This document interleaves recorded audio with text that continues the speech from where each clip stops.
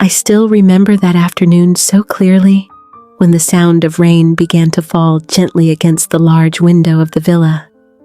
The scent of lilies I had just arranged drifted softly through the air, blending with the smell of pastries baking in the oven. I had spent the entire day preparing dinner for our 20th wedding anniversary, believing that a warm, homemade meal might lift my husband's spirits after so many stressful days. When the door opened, I turned and smiled.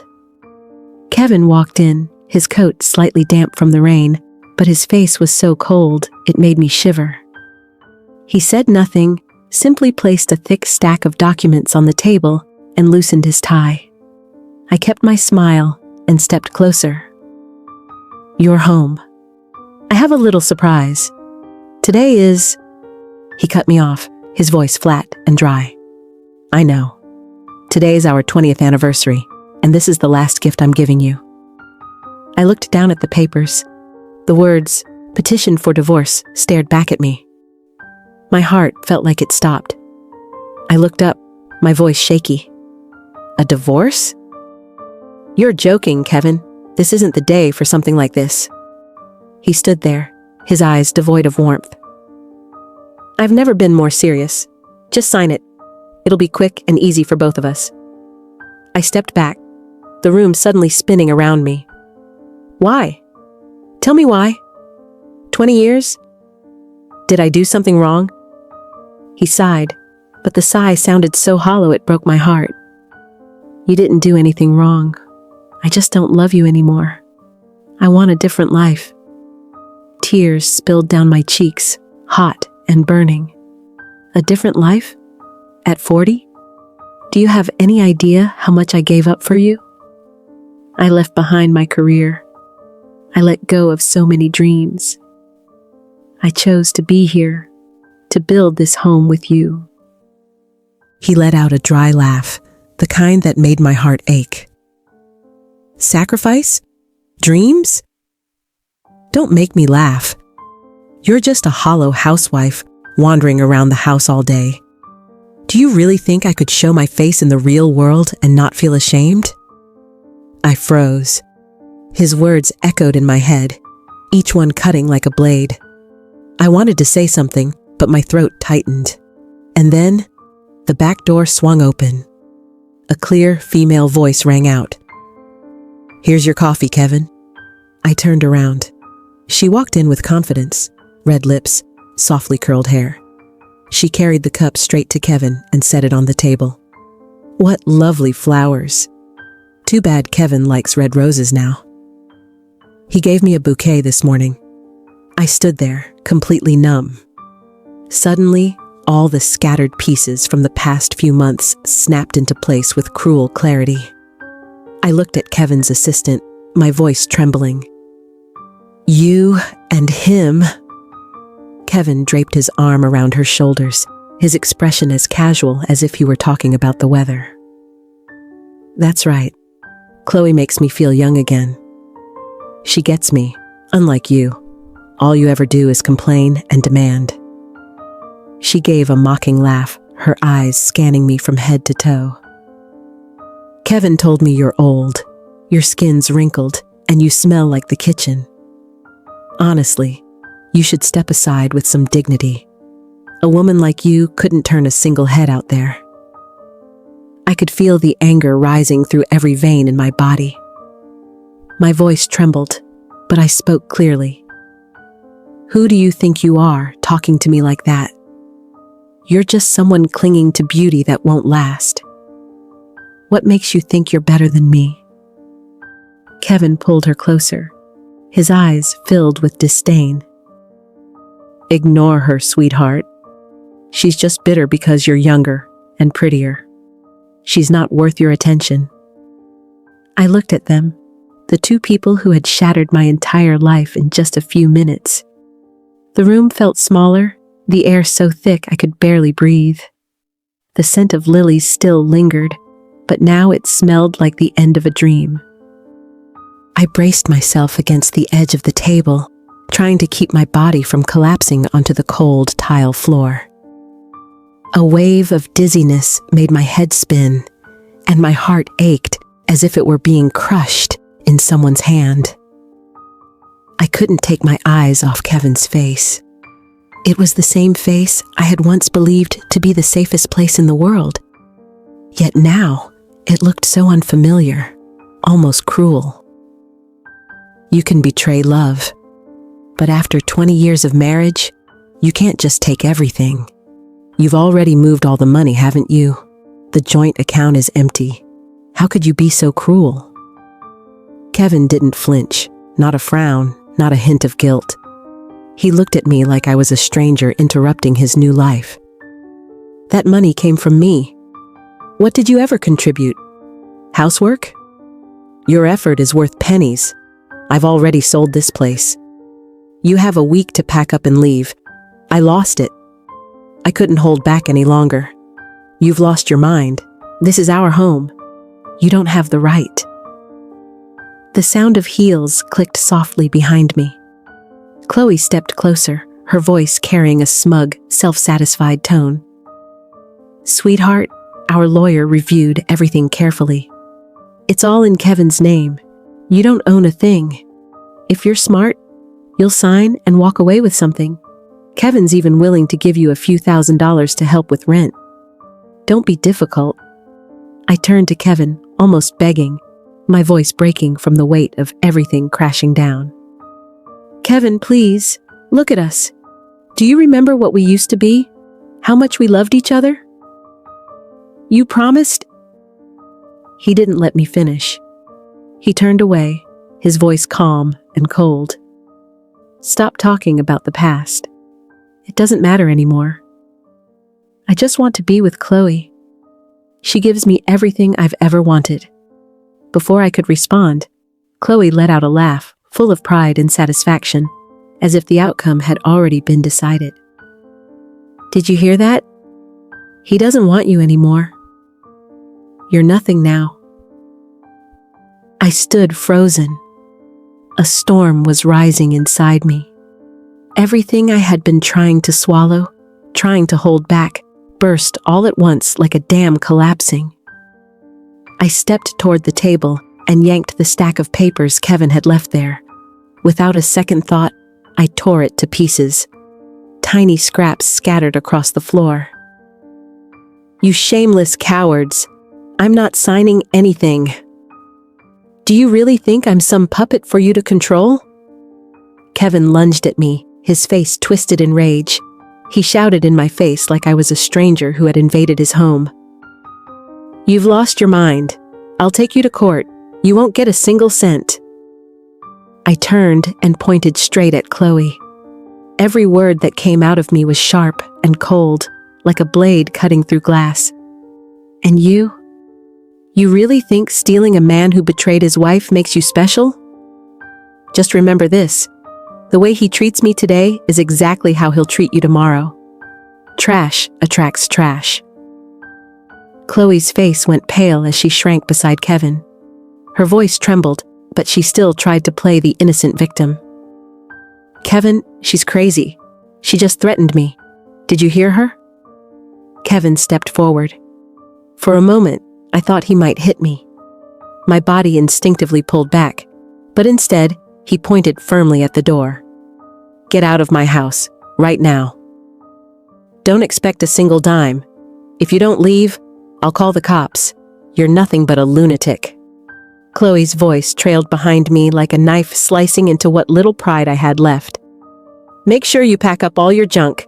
Kevin and I are moving in next week. I'm throwing out anything you leave behind. I don't remember exactly how I walked out of that house. I only remember that it was pouring. I didn't take anything with me except the small purse in my hand and the clothes I was wearing. Inside the purse were a few $20 bills and the wedding ring I had worn for 20 years. I didn't look back. Kevin and Chloe's laughter still echoed behind me. The sound of the rain blended with the echo of my footsteps on the cold pavement, as if lulling me into a harsh, unforgiving reality. I walked through the heart of the city, in the middle of a relentless downpour, with a shattered heart and a future that had never looked so uncertain. 20 years of my life, and I had given up everything for one man. In return, all I got was humiliation, betrayal, and an ending more bitter than I ever could have imagined. In the worn-out wallet I carried, the wedding ring still rested quietly. It was the only thing left from a dream that had already died. And in that moment, I told myself that no matter what, I could not fall. Because when there's nothing left to hold on to, the only choice is to keep moving forward. I remember every step I took as I entered the small pawn shop tucked into the corner of Chinatown. The dim fluorescent light cast a tired glow over the scratched glass counter. My hands were freezing, but I stayed calm as I opened my wallet and took out the wedding ring that had been with me for 2 decades. I placed it on the counter and watched the shop owner pick it up, turning it slowly under the light. 10-karat gold, small stone. "I'll give you 300. His voice was flat, emotionless. I swallowed hard, feeling a sharp sting deep in my chest. "Please, it's worth more than that. I really need the money." He didn't look up, just shook his head like he'd heard the same plea 1,000 times before. "That's the market price. Take it or leave it." I hesitated for a moment, then nodded. My eyes closed briefly as I accepted the small stack of bills. It felt like I had just sold more than a piece of jewelry. I had traded away my past, all the years of my youth that I had invested in a man who no longer deserved them. Leaving the shop, I stepped quickly into the cold night. A one-way Greyhound bus ticket to San Diego was already tucked inside my coat pocket. I had sent a deposit for a small rented room. In my wallet now, there were only $20 left. The last 20. The central station was quiet at that hour, filled only with the steady announcements over the loudspeaker and the occasional footsteps of passengers searching for a seat. I chose a spot tucked against the wall, far from the entrance where the cold wind kept slipping through in waves. Wrapped in a thin coat, I curled into myself, trying to keep my hands from trembling in the chill. My breath came out in pale clouds. I closed my eyes, hoping to catch a bit of sleep, when I noticed a figure sitting quietly a few meters away, leaning against a stone pillar. It was a young man. He sat hunched over, arms wrapped tightly around his thin frame. His lips were pale, his eyes fixed on something distant, as if hope had long since left him. I didn't know why, but something in my chest tightened. He looked so young, like a baby bird fallen from its nest, just like me. Maybe even worse. At least I knew where I was going. I looked down at my wallet. Inside was my last $20 bill. Enough to buy a few meals, maybe enough to survive until I found work. But I couldn't turn away from him. My heart ached in a way I couldn't ignore. It felt like if I walked away, I would lose a part of myself. I got up and slowly walked toward him. Another gust of wind hissed through the gap in the door. I stopped in front of him and pulled the bill from my wallet. "Here, take this. Get yourself a hot bowl of soup or a warm cup of coffee. Keep yourself warm, all right?" My voice was soft and shaky, just like my hands. But it was the only thing I could do in that moment, and I did it. Not because I was wealthy or strong, but because I couldn't bear the thought of someone else sitting alone in a freezing train station, curled up the way I had been. Because I knew exactly how bitter that feeling could be. He looked up when he heard me speak. His eyes were beautiful, deep, and clear. But behind that gaze was a chilling emptiness. There was no spark of life, no sense of direction. Just a vacant, weary stare, like someone who had drifted for far too long through a world that never made room for him. "You don't have to. Please, keep it." His voice was rough, each word pushed out with effort. His lips were pale and trembling in the cold air seeping through the station's glass doors. He shook his head gently, but his hand stayed clenched tightly around the edge of his coat, as if it were the only thing left holding him together. I didn't say anything. I simply slipped the bill into his hand. That hand was ice cold, thin, and bare, as fragile as he was in that moment. Just take it. I'm leaving soon. I don't need it anymore. People have to look out for each other in times like this. I tried to keep my voice light, calm, but deep down, I could feel every vein tightening around my heart. Not because I regretted giving him the money, but because I saw myself in his eyes. Lost, empty, worn out. He looked down at the bill in his hand, then slowly raised his eyes to meet mine. This time, there were tears forming, not from the cold, but because something had broken through the numbness he was trying so hard to protect. You're too kind. I'm lost. I don't know how to find my way back. I couldn't hold it in anymore. The tears came, uninvited and unstoppable. I dropped to the floor beside him, hugging my knees, my heart finally releasing the weight it had been carrying for too long. So am I. I'm lost too. My husband betrayed me, the man I stayed with for 20 years. He and his young girlfriend took all my money and threw me out. I have nothing left, just this last $20 bill. I cried. For the first time, I let myself fall apart. I let the story pour out, all the hurt I had buried. Not because I needed pity, but because, finally, I had found someone quiet enough to listen. I spoke through the tears, holding nothing back. I just sold my wedding ring, the last piece of it all. I feel pathetic. He hesitated, then gently reached out and patted my back. It was awkward, unsure, but there was sincerity in it that I could feel. Don't cry. You're a good person. You gave me everything you had. Things are going to get better. They will. I know they will. I wasn't sure if I believed him, but in that moment, for the first time in a long time, I didn't feel like I was the only one lost in this cold, indifferent world. The loudspeaker crackled to life, announcing that the Greyhound bus was about to depart. I wiped away my tears and stood up, casting one last glance at him under the dim yellow light that stretched across the cold stone floor. I have to go now. Please make sure you get something to eat, and try to find your way home. He nodded, still clutching the bill in his hand like it was a piece of hope someone had finally handed him. Thank you. Take care of yourself. I turned and stepped into the line of people waiting to board. What I didn't know was that behind me, he remained seated, watching each of my steps until I disappeared from view. In his eyes, there was no longer the panic I had seen before. There was something else now, a small flicker of light, a quiet kind of gratitude, and I didn't hear him whisper softly into the cold air. Her name is Maya, betrayed by her husband, everything I have to remember.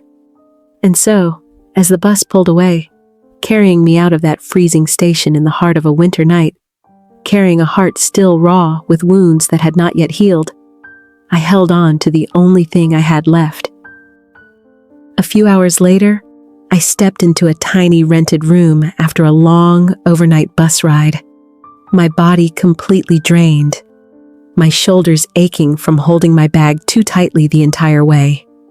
The door creaked open, revealing a damp, suffocating space. The smell of mildew hit me instantly, mixed with stale cigarette smoke clinging to the curtains and the yellowed cracks in the walls.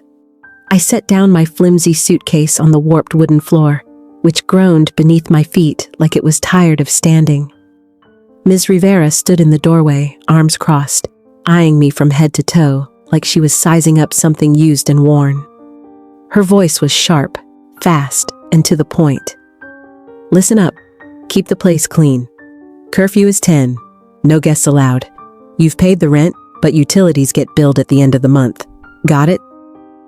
I nodded. I didn't have the energy to argue. Yes, I understand. Thank you. She turned and walked off down the hallway, the slap of her sandals echoing until it faded behind the moldy wall. I closed the door and leaned against it, my breath heavy. I looked around the room. It couldn't have been more than 100 square feet. A worn-out single bed with a mattress sunken in the middle. By the window, a plastic table with a cracked corner and a faded gray chair. In the corner, a single electric hot plate. That was all. I closed my eyes, swallowing the lump rising in my throat. It's okay. I'm going to start over. Things will get better. They have to. The next morning, I woke early to the sound of a garbage truck rumbling outside, steady and hurried. I took a small packet of chicken ramen into the shared kitchen. The space was yellowed with age, the walls stained with old grease, but at least there was a gas stove and a working sink. As I was lighting the burner, a young woman walked in.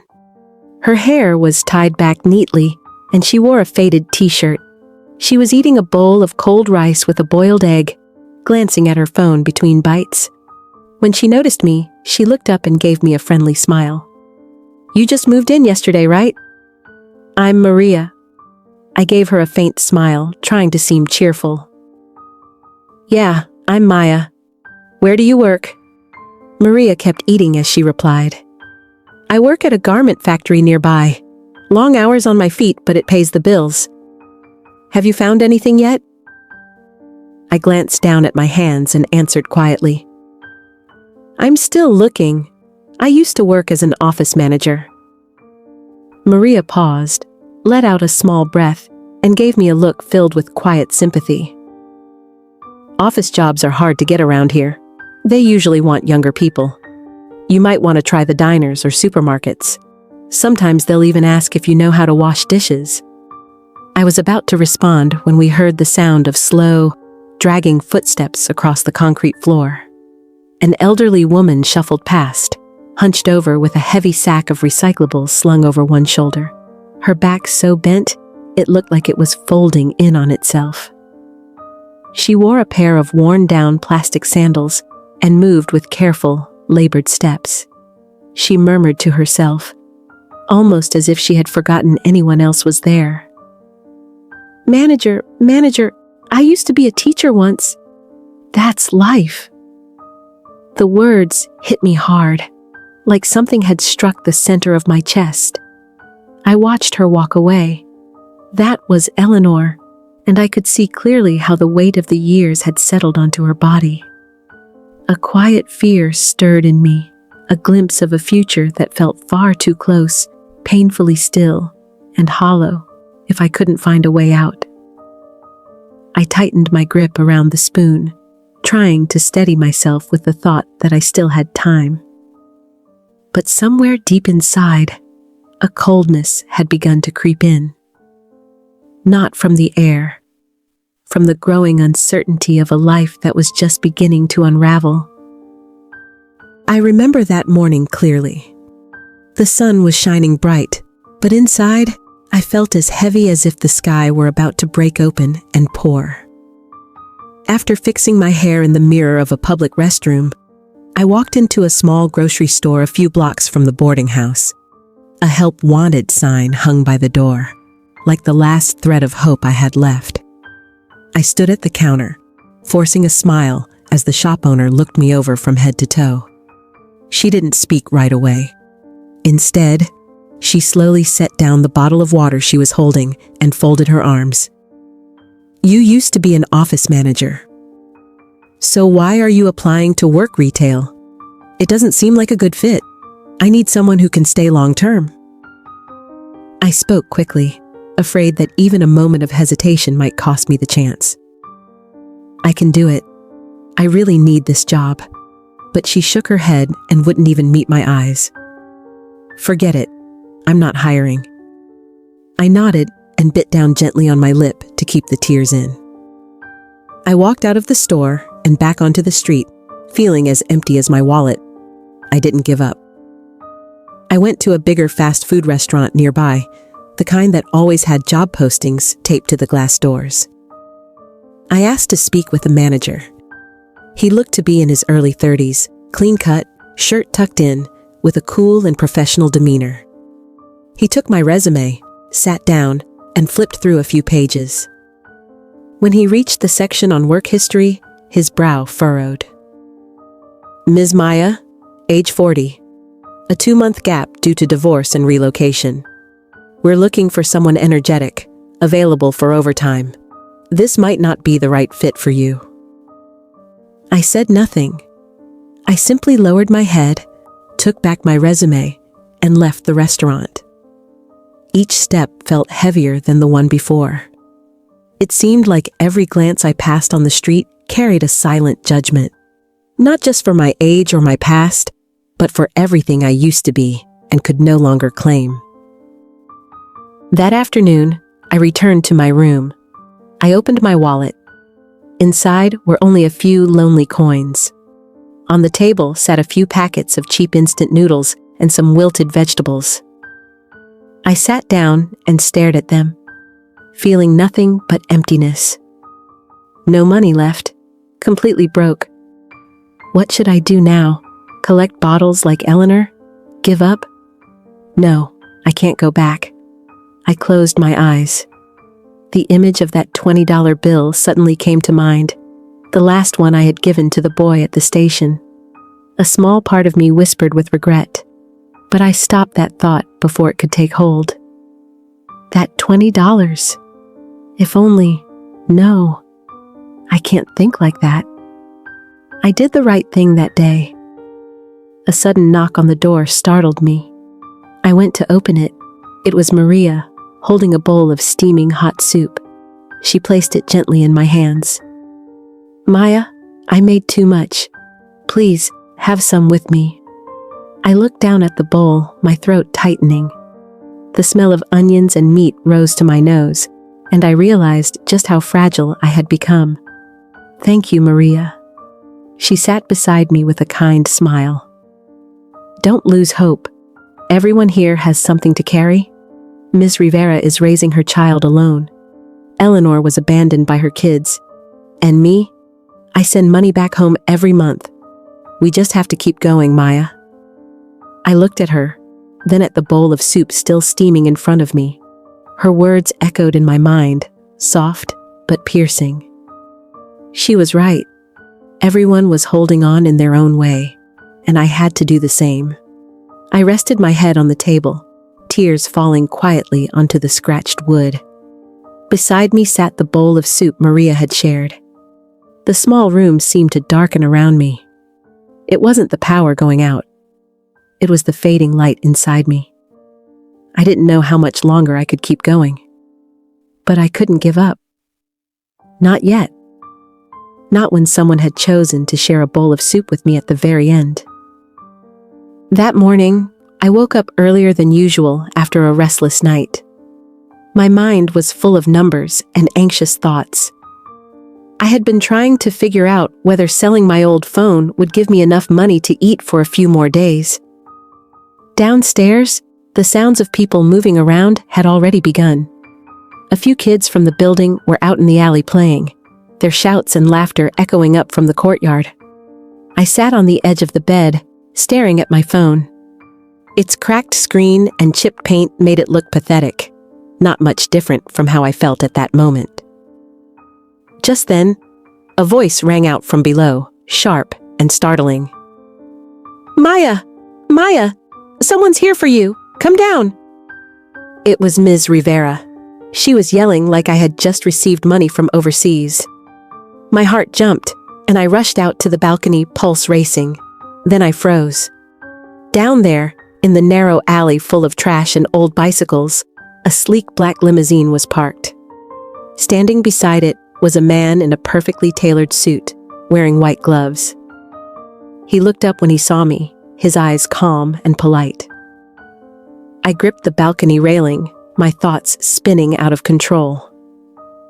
What is happening? Did they get the wrong person? Could it be Kevin? Why would he come here? I saw Maria peeking out from a ground floor window, eyes wide in disbelief. Other neighbors were beginning to gather as well.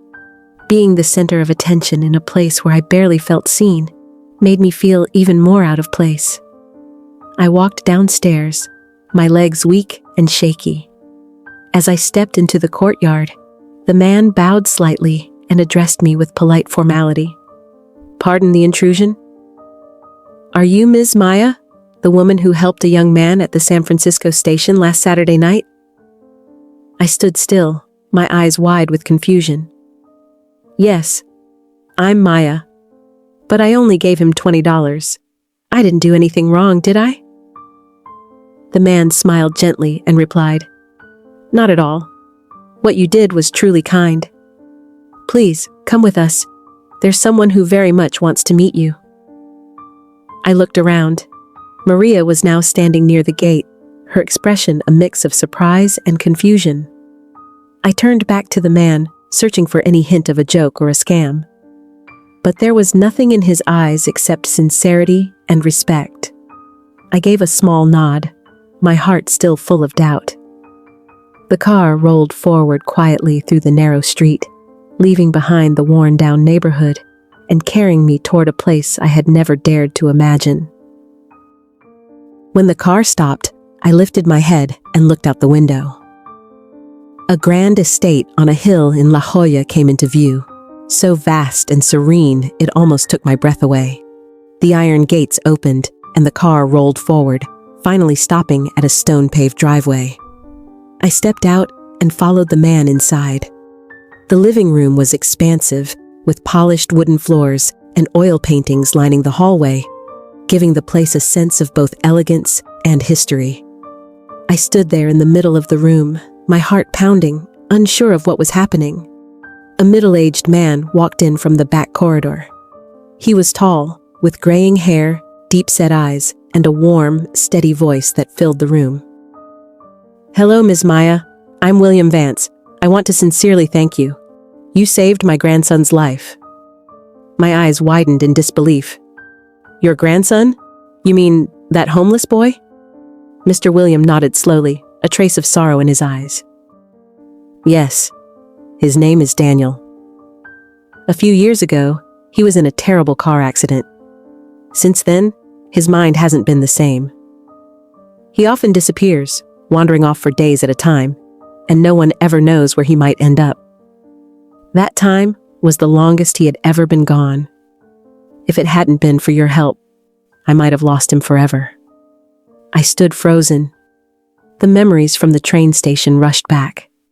His panicked eyes, the words, "I'm lost," that ice-cold hand gripping his coat, and the bowl of soup I didn't buy for myself because I gave him my last $20 bill.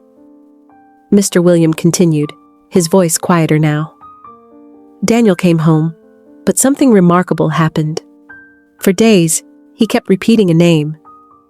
Kind Maya, the woman who lost everything because her husband betrayed her. The woman who gave him the last $20 she had. He's been saying it over and over again, like a song he can't let go of." I couldn't hold it in any longer. Tears welled up and spilled down my cheeks. I sank into the chair behind me, clutching the fabric of my coat. My throat tightened with emotion. So that was it. But all I did was something small. Mr. Williams stepped closer, his eyes meeting mine with quiet respect. To me, it wasn't something small. It was an act of profound kindness. And I understand you're going through a very difficult time. I nodded. I didn't deny it, and I didn't try to hide it. Because for the first time in months, I felt like someone was truly listening. Someone who saw me, not as a failure, but as a person who had once done something good, even when I had almost nothing left. He reached out and gently poured more tea into the porcelain cup in front of me. The soft scent of jasmine drifted through the calm, elegant room. I sat across from him, still unable to shake the feeling of disbelief. Even though it had been nearly half an hour since I stepped into this mansion, it still felt like I was caught in a strange dream, something warm and unreal all at once. The way he looked at me wasn't how the wealthy usually looked at the poor. It was the gaze of someone who understood the power of kindness during life's darkest moments. I don't want to repay you with money, but I do want to offer you an opportunity, a chance to get back on your feet through your own ability. I looked up, unable to hide the surprise in my voice. An opportunity? Mr. Williams set his teacup down and leaned forward slightly, his voice steady and full of conviction. I run a foundation that supports women and children in crisis. With your background in management, and more importantly, with the compassion you've clearly shown, I believe you would make an excellent program manager. The position comes with housing and fair compensation. What do you think? I went still. In my mind, I heard the soft voice of the young man from the train station. You're a good person. Things will get better. I didn't know what to say first. Emotions swelled in my throat. I had once been a cast-off housewife, curled up on a cold floor with nothing but a single $20 bill in my wallet. And now, someone was looking at me with respect and trust. I took a deep breath and wiped away the last tear clinging to the corner of my eye.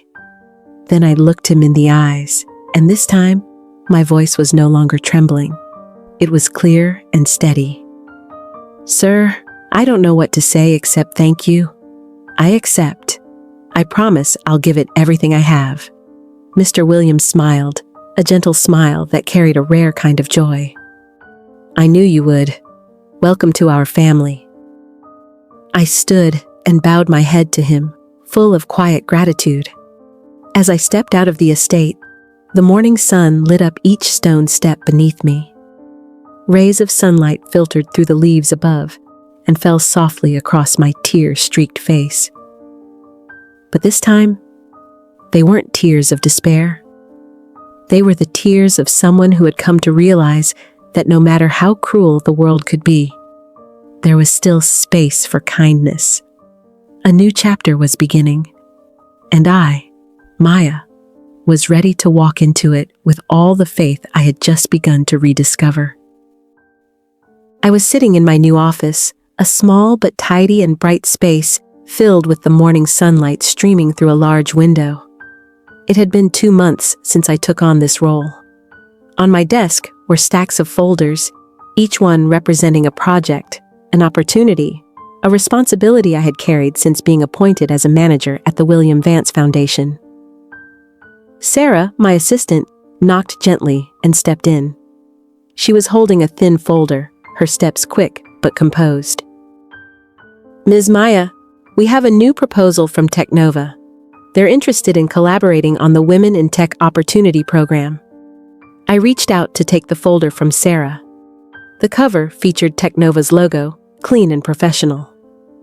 I flipped through the first pages, scanning the objectives, implementation plan, and social impact indicators. But when I got to the leadership team section, I froze. I stared at the photo on the page. That face, there was no mistaking it. Kevin, Chief Executive Officer of Technova. A sudden tightness filled my chest. I leaned back in my chair and took a deep breath to steady myself. Technova. Kevin. So he's working here now. What an unbelievable coincidence. Sarah remained standing at the desk, watching me with concern. Is everything all right, Ms. Maya? You seem a little unsettled. I shook my head gently and replied with an even tone. I'm fine. Please schedule a meeting with Technova's representatives. I'd like to hear the presentation directly. Sarah nodded, though her voice held a hint of hesitation. Of course, I'll reach out right away. But if you're not comfortable... I smiled. It was a small smile, but it carried the quiet confidence I had earned through every heartbreak and every fall. It's all right. Business is business, I'll evaluate the proposal objectively. A week later, early in the morning, I arrived at the office earlier than usual. Sarah came in carrying her iPad and a few printed documents. Ms. Maya, Technova has confirmed the meeting for tomorrow morning. Their representatives will be Director Kevin and his assistant. I nodded, feeling a slight flutter in my chest, though my expression remained calm and composed. Understood. Sarah, please prepare a full set of evaluation materials. I want everything to be handled as professionally as possible. Sarah paused for a moment, hesitation in her eyes. Would you like me to sit in on the meeting with you? I looked directly at her. My voice was steady. Of course. And Sarah, no matter what happens in that meeting, remember why we're here. This is about the foundation and its mission.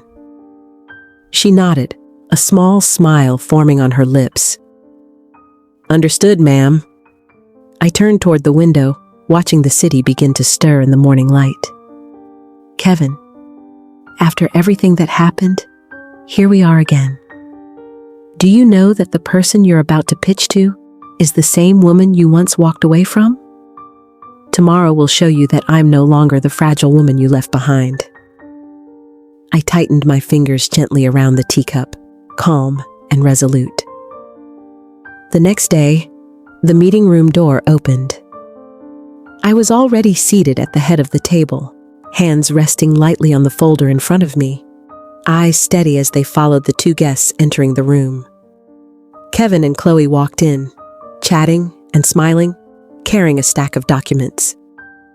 Kevin hadn't even taken his seat when he began, full of confidence. I'm certain this partnership will bring tremendous value to both sides. But his words fell away the moment his eyes met mine. Kevin stopped in his tracks, his eyes wide. He blinked a few times, tilting his head slightly, as if trying to confirm what he was seeing.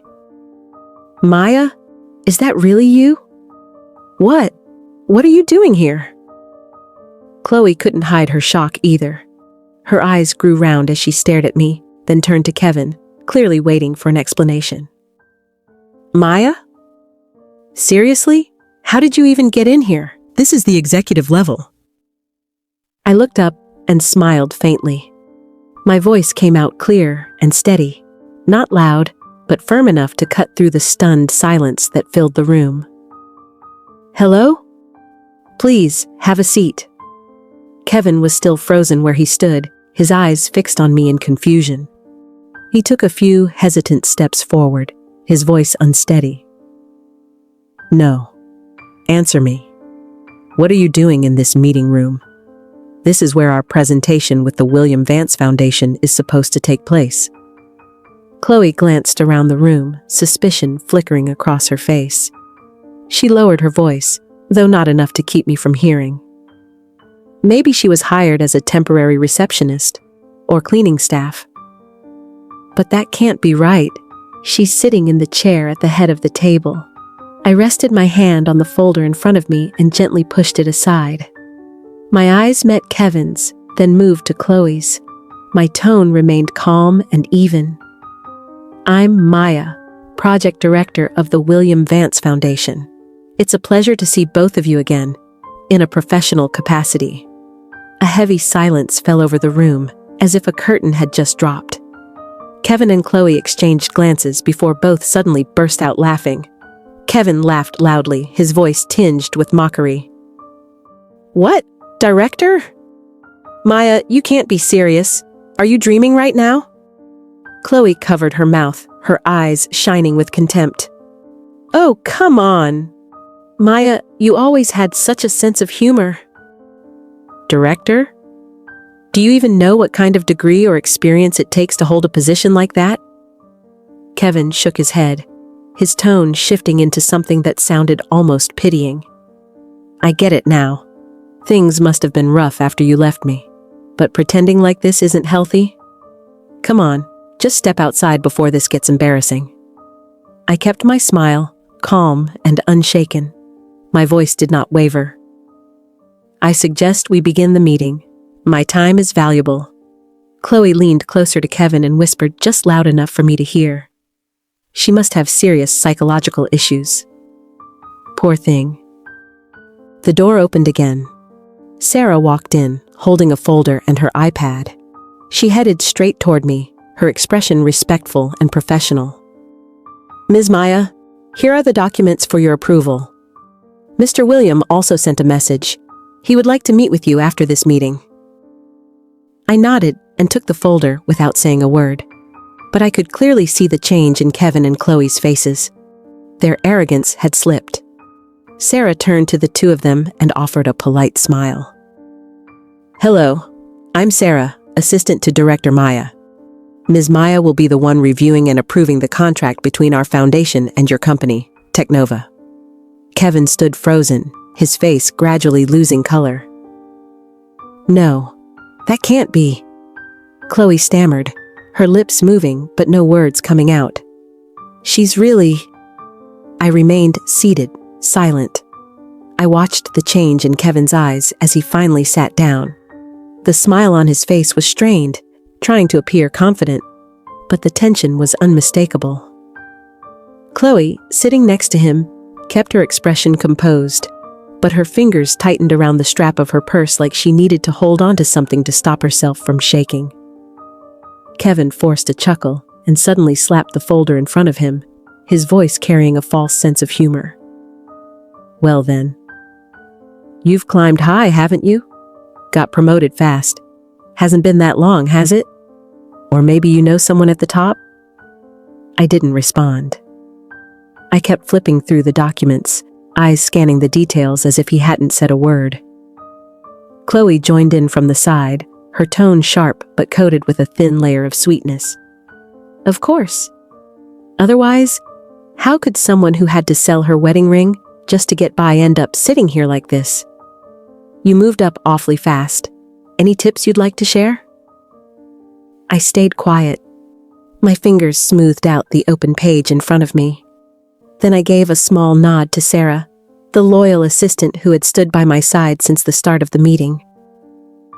Sarah immediately stepped forward. Her voice rang out, clear, polite, and firm, like a verdict being delivered in a courtroom. Mr. Kevin, Ms. Chloe, I would like to confirm that Ms. Maya is our current project director, personally appointed by Mr. William Vance, based on her qualifications and the trust he has placed in her. All authority to approve this project contract rests solely with her. The room fell completely silent. I could hear Kevin's subtle, unsteady breath and saw Chloe's lips tremble as if she wanted to speak but couldn't find the words. Kevin turned to Sarah, his voice softer now, stripped of its usual confidence. William Vance? As in billionaire William Vance? How could she possibly know him? Chloe stared at me, eyes wide, her voice so shaky that her words barely formed. No, that's impossible. This can't be real. I don't believe it. I didn't respond. Not because I had nothing to say, but because I knew there was no need. Sarah had already made everything clear. I wanted them to sit there and absorb the very truth they had mocked just minutes earlier. Kevin suddenly stood up and took a few steps toward me. He forced a warm smile, but the insincerity in his eyes was more uncomfortable than any insult he could have thrown. Maya, I really am happy for you. I always knew you were capable. I never doubted that. After all, we were married. We shared 20 years of our lives. This contract means a lot to my company, to my career. Would you help me? Just one signature. Chloe quickly jumped in, her tone completely different now. Gone was the arrogance, replaced by a sweet, pleading voice laced with regret. Yes, Ms. Maya. Back then, Kevin and I were just being immature. We're really sorry. Please don't hold it against us. Please understand. Help us just this once. I'm begging you. I lifted my head and looked them straight in the eye. There was no emotion left in my gaze, no anger, no gloating. I am doing my job. On a personal level, I have nothing to say to either of you. Professionally, after a thorough review, I discovered a serious gap in your contract under Clause 7.2 concerning profit distribution and legal liability. That gap poses a potential risk of millions in losses to our foundation. Therefore, I am officially declining to approve the contract. No one said a word. The silence that followed was heavier than before, bitter and dense. I closed the folder and pushed it gently aside, folding my arms in front of me. Across the table sat the same two people who once laughed in my face, now reduced to nothing more than two lost figures, caught in a room where the balance of power had completely shifted. Kevin slammed his hand on the glass table. The teacup in front of me trembled. His veins were bulging, eyes burning with fury as if ready to set the room on fire. Chloe's face turned red, her fists clenched. When she spoke, her voice cracked, shrill and fraying at the edges. "Maya, you're cruel. You're using personal grudges to ruin my career. You're doing this to get back at me. You're a petty, bitter woman." Before I could respond, Chloe snapped, her finger pointed straight at my face. "Who do you think you are? Sitting in that chair makes you feel important? You think you're so smart now? You're manipulative. You're just trying to sabotage Kevin. You're jealous because he's with me." I stood up. Not in a rush. Not out of anger. I stood the way someone does when they've heard these kinds of words too many times to be surprised anymore. I've made myself perfectly clear. This is a serious technical flaw. If the two of you lack the competence to draft a sound legal agreement, don't place the blame on someone who does. I turned to Sarah, who had been standing quietly at my side the entire time. "Sarah, please show our guests out." Sarah gave a small nod and stepped forward, but Kevin suddenly yanked Chloe's arm, dragging her toward the door in a fit of barely contained rage. As he stormed out, he kept turning back, shouting as if trying to hurl every ounce of bitterness into the room with his words. "Fine. Keep thinking you're some big deal. Your fall will come, and it will be ugly. You're insane. You can't get over me, can you? You still love me. You're just too proud to admit it." The heavy door to the conference room shut behind them with a deep, final thud. I slowly lowered myself back into the chair, resting my back against it, hands relaxed on the table. I took a long breath, letting the air settle deep in my lungs. There was no more anger, no bitterness left. Only a strange lightness spreading from somewhere deep in my chest. I was carefully reviewing the weekly report when the internal phone rang. Reaching for the receiver, I steadied my breath, sensing that this wouldn't be just another routine call. Mr. Williams' voice came through, warm and steady. "Good morning, Maya." Sarah briefed me on what happened with Technova this morning. My fingers tightened slightly on the desk, but my voice remained calm and measured. "Sir, I declined the contract strictly based on technical flaws and financial risk. That said, I must also acknowledge there's a personal history between me and Director Kevin. If you believe my judgment was compromised, I'm prepared to walk through the decision in full." Mr. William interrupted gently, firm yet reassuring. "No, you made the right call. A person who lacks integrity in their personal life is unlikely to act with integrity in business. I have complete confidence in your decision." He paused briefly before continuing, his tone shifting as if sharing something in confidence. "And for what it's worth, you weren't alone in that judgment. Technova's board just received a detailed report on that director's business ethics. You weren't acting in isolation, Maya." I placed a hand over my chest, nodding silently as if he were in the room. A quiet wave of reassurance moved through me. Not every act of integrity goes unseen. 2 days later, just as I returned from a meeting with the project operations team, Sarah rushed up to me. "There are 2 people waiting in the guest lounge," she said. I walked in and froze. Kevin and Chloe. They were nothing like the arrogant pair I remembered. Kevin's face was unshaven, dark circles under his eyes, his expression hollow and worn. Chloe looked gaunt, her makeup barely masking how pale and exhausted she was. The moment they saw me, they both stood up quickly. Kevin spoke first. His voice shook. All that executive polish was gone. "Maya, you have to help me. They fired me. They said I lost a key contract with Mr. Vance and brought up some ethical issues. This is because of you." Chloe jumped in, her voice thin and shaky, like someone who had been crying all night. "Please, Maya. They fired me too. They said I was a liability. Can you talk to your boss? Can you forgive us?" I stood still, looking at them like they were strangers. There was no pain in me anymore. No bitterness, just a quiet finality. "I already told you. What happens in your company is none of my concern. Your termination was a decision made by your superiors. It had nothing to do with me. It had everything to do with professional ethics." Suddenly, Kevin dropped to his knees. His head bowed low, voice cracking in his throat. "I was wrong. I'm sorry. I was a terrible person. Please forgive me. I can't live without you. Let's start over. You're my wife. You'll always be." I looked down at him. Whatever part of me once felt weak for him had died long ago. There was nothing left to hold on to. No love, no resentment, only clarity. Never. The heart that once loved you is gone. I don't feel anything for you now. Not even hatred. Please leave. I turned and walked away, leaving the 2 of them behind in that polished office that was no longer theirs.